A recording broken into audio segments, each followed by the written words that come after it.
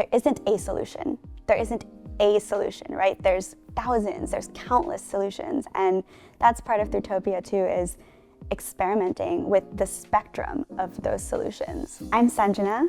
I'm an author, a filmmaker, and a climate storytelling strategist, which basically means that I like to look at climate solutions and think about how we can talk about them in ways that are really relevant to everyday people. And the work that I do is all about making climate action the hottest place to be. We're all familiar with the idea of utopia, where everything is perfect, and dystopia, where everything sucks. And I think this term Thrutopia, which is something that I came across in talking to a dear friend and collaborator, Tori Stevens at Grist, Thrutopia really asks, how can we get from where we are now to someplace better?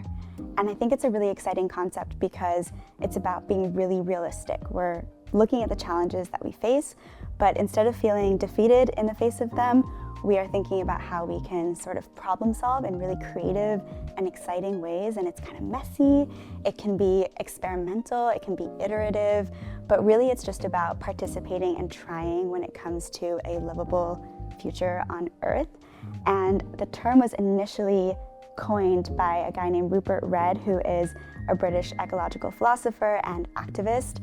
And I really resonated with it when I first learned about it, because I feel like it encapsulates not only a lot of the work that I do through literature and film, but also a lot of the work that all of us do on a day-to-day basis. Anytime you are facing an obstacle in your life and you are thinking, imagining a way out of it that is maybe beyond the options presented in front of you, beyond your circumstances, that is Thrutopic thinking. Thrutopic storytelling can happen through fiction, nonfiction, really any genre, and it also happens in real life. You see a lot of examples of people and communities engaging in problem solving in really imaginative ways, and that's really just what Thrutopia is. I think that mainstream narratives only present us with this binary of utopia and dystopia. And that's a false binary to me, because all of the real stories happen somewhere in between, where people are trying to figure out, how do I get from where I am to someplace better? That's like every real story, right? And for some reason, when it comes to climate, we don't get those stories.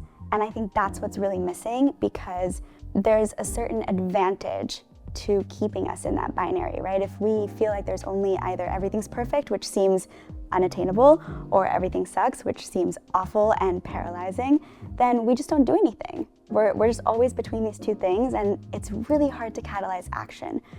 And I think that frame of thinking is in the best interests of many of the powers that be.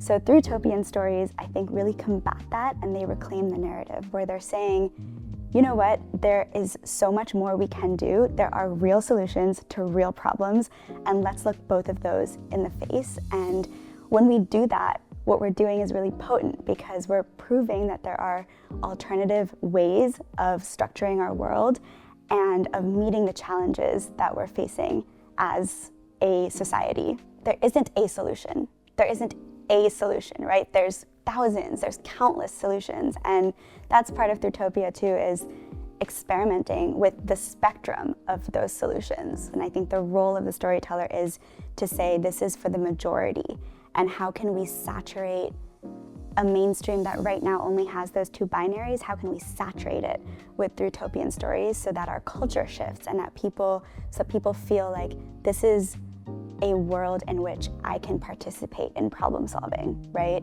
It's not something that is gatekept by people who are louder or sound like they know more than me. It's for everyone. I think that we're gonna see a real shift in storytelling. Like, I think Thrutopia is coming, because I feel like people are really tired of this binary, and I think people are really thirsty for stories that make us feel like we can participate in stuff. So I just think it's coming, you know? I think that there's no way around it. We need it, and it's gonna be here. I think Thrutopia is gonna give us language and ideas. Oftentimes we think of storytelling as a soft skill, and I really want to emphasize that it's not. I think it's a hard skill, because the words on the page, the words in our minds, that is what create the world that we live in, whether that's defining how we move behaviorally, or literally defining the physical environment and the systems that impact us on a daily basis. Like, those are all stories. And so when we're in that utopia, dystopia binary, or when we're not telling certain stories, because I think Thrutopia and like Thrutopic thinking, it's been happening for centuries. Like, that is how communities around the world have been surviving and responding to their own crises, but it's happening like over here, and mainstream narrative is like, no, look over here, don't look over there, you know? And I think Thrutopian storytelling is about raising visibility for stuff that's already happening, that is already helping, that if we knew about, we would be like, oh damn, there's a way to do things that is not this way. I'm learning a lot about Thrutopia still, and I think one of the things I'm learning is that at its core, Thrutopia is about paying attention. And that means even to things that you don't necessarily want to be looking at. So I think the hardest part about tapping into Thrutopia is you have to face your fears. You have to really look at the things that make you scared. You have to look at the unknown. You have to look at the things that feel a little sticky and uncomfortable. That's not just when you're thinking about, for example, climate crises in terms of weather patterns, but also like the political landscape or the silence of certain people and friends that you might have in your life, all of those things, you know, and even your own role in it, the ways that that might be scary. I think the easiest part, or maybe the most exciting part, is that once you do that, you get to look around and be like, okay, now what? You know, and you find so many people that are answering that question in really imaginative ways, and you meet organizations, individuals, and ideas that are actually trying to rise to these challenges that you yourself are facing. And so you find a lot of community in that, and you learn a lot, and I think it's not about reinventing the wheel, it's just about jumping on board and being ready to learn and help wherever you can. Writing the Cabbage Cora piece, I was processing anxiety when I was writing that, and the anxiety really was, what am I gonna do? You know, when the world becomes what people are saying it might become, when the scary things really do happen, what am I gonna do? And what's gonna happen to the people I love? What's gonna happen to my relationships with them? What's gonna happen to the mangoes I love eating and the dance I love doing and all these things that make life so joyful? Because I really think that's a part of it too. I think Thrutopia, it's not just about being real about the challenges, but being real about the joys, and that's what you're fighting for, right? So you have to be really connected to what makes you feel joyful, because otherwise you can't find that stubborn optimism that you need to solutions build in the face of things that are really unique and new problems. So I think writing this story, I was like, if I can face the fear and imagine my own life in the next few decades, how I will preserve my relationships, how I will preserve my culture, and if I can use learnings from people in my own family who have gone through diasporic shifts and cultural shifts and geographical shifts, then I can start to think about how I might survive and how I might thrive, even in situations that are really scary. So it's almost like building self-trust, where I think sometimes, again, that's what feels so Thrutopian about it to me, because I think if you're operating in that binary of utopia or dystopia, you don't want to face reality, because either you're like, it's not utopia, and so it's scary and it's like unattainable, or it's so dystopian, everything feels so scary that I just want to shut it down. I'm able to look at it and I'm able to pay attention without drowning in those things. I think there's so much grief and beauty in it, because I was thinking about how, yeah, I might have a daughter and I might have a granddaughter, and that's incredible, but also they might not live near me, and I might, like my own grandma, live alone somewhere away from my literal offspring, right? And I wanted to really think through what that would feel like, because my grandma's living that right now. And in a way, my mom's living it too, because I don't live near her. And I might live that too if the tradition continues, especially given, we've seen so much going on this month in LA, and we know that there are so many climate risks here and across the country. But I think the idea of climate migration is something that we think of only right now for communities that we see as frontline communities, maybe island nations that are truly, going underwater. But I think that so many people are going to be trying to migrate from here too, right? And from places that just don't feel as comfortable. And so I was like, what's going to happen if my kid one day is like, yeah, we love you and we love it here, but we just want to be able to not worry about the climate, so we're going to go somewhere else.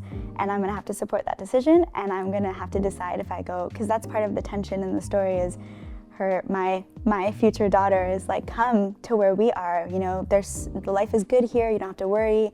And my future self is like, no, but this is where my people are, you two aren't here, but everyone else that I've grown up around and that I've been around for decades is here, and so I'm gonna stay here. And those decisions are wild to think about, but our families have made those decisions. Our families have migrated for economic reasons, for safety reasons, and I've just never thought about if I had to do that, because I think there's a sense of once you come to America, you're good. You made it to the place that everyone's trying to make it to, and now you don't have to worry about migrating anymore. But that's not true. So, yeah, damn. There's a line where I'm like, something, my grandmother's anxiety.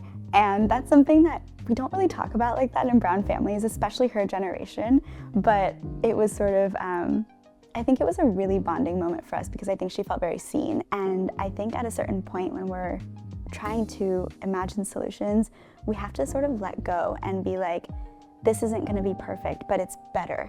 It's better than the alternative, right? And I think that's sort of the way, the Thrutopic thinking, where it's not utopia. We're not looking for utopia, right?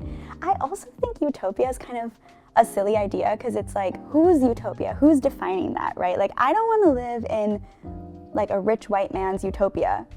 We might be living in that right now and it's not working for me. You know what I mean?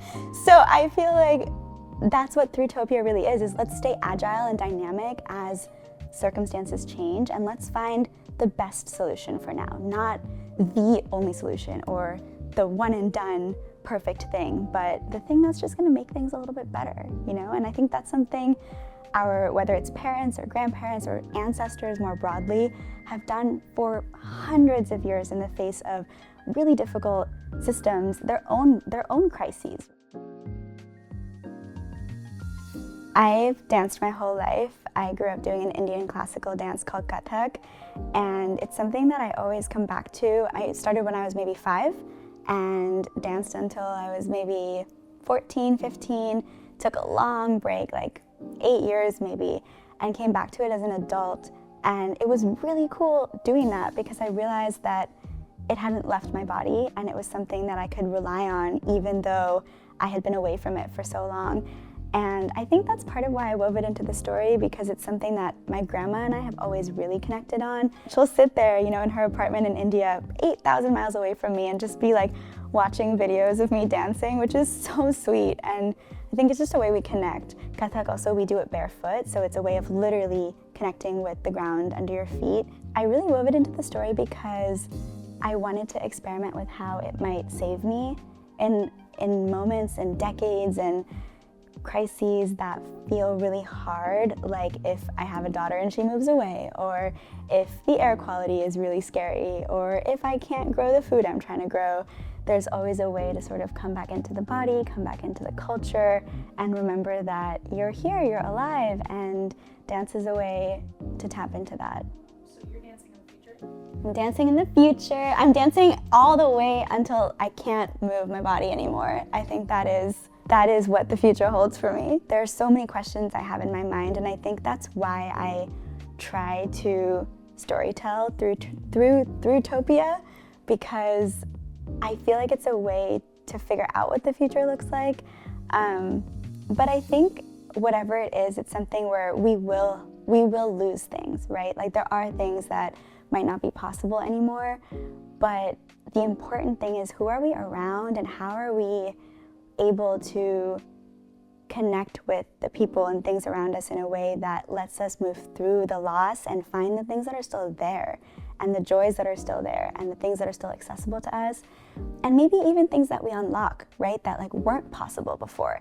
That's an element that we don't always talk about either, is that, okay, we're gonna lose a lot, we're gonna save a lot, we might also build a lot, you know, we might also create a lot, and I think that to me is a future where I will still be dancing.